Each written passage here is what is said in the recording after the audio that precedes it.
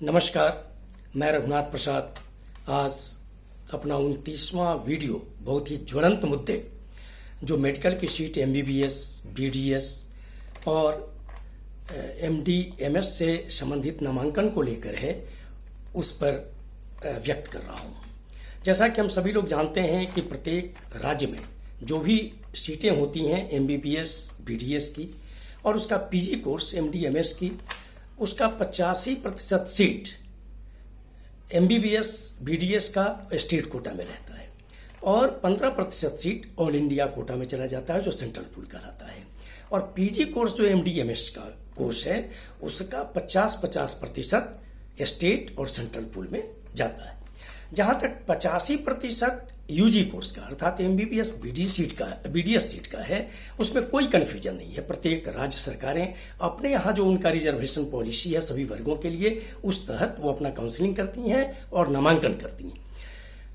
फिर PG seat के लिए भी जो 50% है एमसीआई रेगुलेशन के अनुसार उसमें भी कोई कंफ्यूजन नहीं है, वहां अपने आरक्षण नियमों के अनुसार उन्हें आरक्षण दिया जाता है। लेकिन एमसीआई रूल्स के तहत जो 15% सीट एमबीबीएस, बीडीएस की सेंट्रल पूल में है और एमडी, एमएस की जो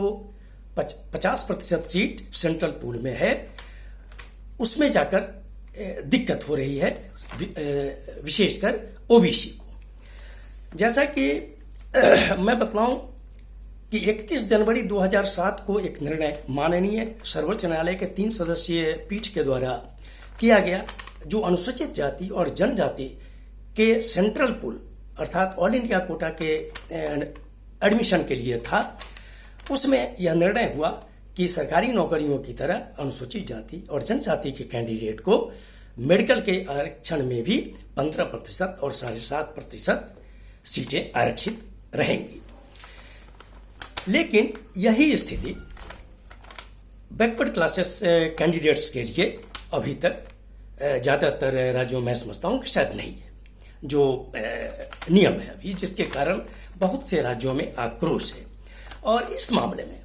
गत वर्ष अर्थात 2019 में जस्टिस एस वरैया जो पहले राष्ट्रीय पिछड़ा वर्ग आयोग के अध्यक्ष भी रह चुके हैं, उन्होंने पीआईएल दायर किया ऑनरेबल सुप्रीम कोर्ट में। मैं समझता हूं कि शायद वो भी सुनवाई के ही क्रम में होगा। ये उन्होंने पीआईएल दायर किया कि आंध्र प्रदेश और तेलंगाना में वर्ष 2018-19 में पिछड़े वर्गों को कोई भी आरक्षण एमबीबीएस, बीडीएस की सीट और पीजी जो मेडिकल की सीट है उसमें नहीं दिया गया, जिसके कारण हजारों सीटों का नुकसान अन्य पिछड़ा वर्ग को हुआ है। फिर इस साल 9 मई को जब पीजी मेडिकल सीट माने एमडीएमएस के सीट के लिए काउंसलिंग और एडमिशन का प्रोग्राम जब निकला तो विशेषकर तमिलनाडु में बहुत ही आक्रोश की स्थिति आई और तमिलनाडु के सत्तारूढ़ दल और उनके जो विपक्षी दल हैं सभी में काफी सुगबुगाहट हुई और उन लोगों ने ये देखा कि अब माननीय सर्वोच्च न्यायालय में केस दायर किया जाए और वहां के सभी पार्टियां जैसे कि DMK, CPIM, AIADMK, MDMK, PMK, CPI, Congress सहित अन्य दलों के द्वारा याचिकाएं दायर की गई और इन याचिकाओं की सुनवाई में ही 10 जून को 3 दिन पहले ऑनरेबल सुप्रीम कोर्ट ने यह कह दिया कि आरक्षण फंडामेंटल राइट नहीं है। जबकि इन याचिकाओं में यही है कि जो ऑल इंडिया कोटा की सीट है, चाहे वो एमबीबीएस की सीट हो, बीडीएस की सीट हो, एमडीएमएस की सीट हो, उसमें पिछड़े वर्गों को आरक्षण का लाभ दिया जाना चाहिए जैसे राज्य कोटे में मिलता है। इसी मुद्दे को लेकर पेरियार रामास्वामी नायकर के द्वारा जो गठित दल है द्रविड़ कजगम, उनके द्वारा भी एक PIL honourable high court Madras में दायर किया गया है और उसमें भी हजारों सीटों के नुकसान की चर्चा की गई है। All India federation of OBC employees welfare association के जनरल सेक्रेटरी श्री जी करुणानिधि ने माननीय प्रधानमंत्री को पत्र लिखकर बतलाया कि वर्ष 2017-18, 18-19, 19-20 लगातार 3 वर्षों तक तमिलनाडु में अंडर ग्रेजुएट अर्थात एमबीबीएस, बीडीएस और पीजी, एमडी MS के नामांकन में पिछड़े वर्गों को हजारों हजार सीटों का नुकसान हुआ है और इस संबंध में उन्होंने अनुरोध किया कि जिस प्रकार का एफिडेविट ऑनरेबल सुप्रीम कोर्ट में पूर्व में केंद्र सरकार की ओर से अनुसूचित जाति और जनजाति के आरक्षण के संबंध में एफिडेविट दायर किया गया था, उसी तरह का एफिडेविट उसमें भी जो पेंडिंग केस है उसमें दायर किया जाए और इस मामले को समेटने की कार्रवाई की जाए। यह मामला लोकसभा और राज्यसभा में भी उठाया गया है। दो माननीय सांसद श्री इलान गोवन और श्री पी विल्सन के प्रश्न के जवाब में माननीय केंद्रीय मंत्री श्री हर्षवर्धन ने कहा कि मामला चूंकि ऑनरेबल सुप्रीम कोर्ट में पेंडिंग है, सब जुडिस है, वो पिटीशन नंबर बतलाया गया 596 2015 साल का, जो सलोनी कुमारी के द्वारा दायर किया गया है, जिसके कारण केंद्र सरकार इसमें इंटरवेन नहीं कर सकती है। उन्होंने जवाब के क्रम में यह भी कहा कि प्रत्येक राज्यों में चूंकि ओबीसी लिस्ट अलग अलग है, इसीलिए केंद्र सरकार को इंटरवेन करने में कठिनाई है। इस क्रम में बहस के क्रम में माननीय सांसद श्री इलान गोवन ने कहा कि सलोनी कुमारी के द्वारा भी जो मामला दायर किया गया है वह ओबीसी रिजर्वेशन को इम्प्लीमेंट करने से ही संबंधित है। अब मैं यह बतलाऊं कि 10 जून को जो ऑनरेबल सुप्रीम कोर्ट ने टिप्पणी की कि आरक्षण मौलिक अधिकार नहीं है और याचिकाकर्ताओं से उन्होंने कहा, ये निर्देश दिया गया, उन्हें सुझाव दिया गया कि वे ऑनरेबल हाई कोर्ट के में जाकर मामला दायर करें। इस संबंध में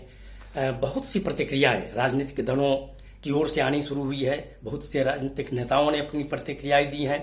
सोशल एक्टिविस्ट्स वगैरह ने भी इन पर प्रतिक्रियाएं दी हैं। कुछ की प्रतिक्रिया तो यहाँ तक है कि ये किसी न किसी तरह से जो परिस्थितियां हो रही हैं मेडिकल सीट वगैरह के मामले में,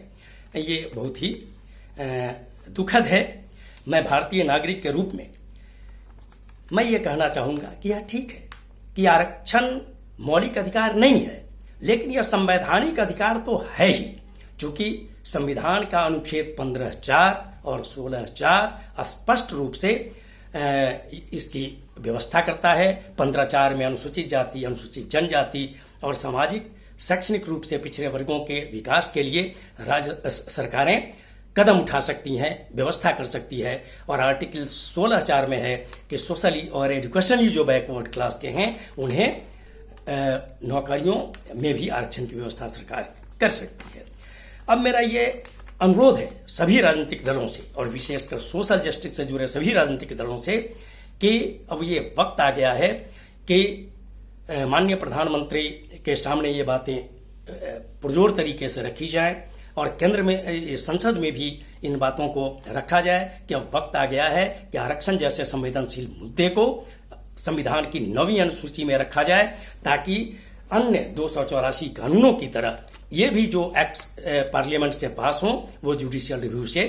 बाहर हो जाएं, ताकि देश में किसी भी प्रकार के विवाद की स्थिति पैदा नहीं हो, कोई मतभेद की स्थिति पैदा नहीं हो, किसी तरह की कठिनाई नहीं हो। जो सबसे बड़ा समुदाय है, अन्य पिछड़ा वर्ग जिसकी सबसे ज्यादा आबादी है, उनके हित में मेरा अनुरोध होगा कि जैसे 31 जनवरी 2007 को जो निर्णय माननीय सर्वोच्च न्यायालय ने शेड्यूल कास्ट और शेड्यूल ट्राइब के आरक्षण के संबंध में दिया, उसमें जो एफिडेविट केंद्र सरकार की ओर से हुआ है, इसी तरह का एफिडेविट जो अभी पेंडिंग केस है ओबीसी का, उसमें भी किया जाए, संसद से कानून पारित किया जाए। मैं यहाँ पर यह बतलाना चाहूंगा कि अकाट्य सत्य है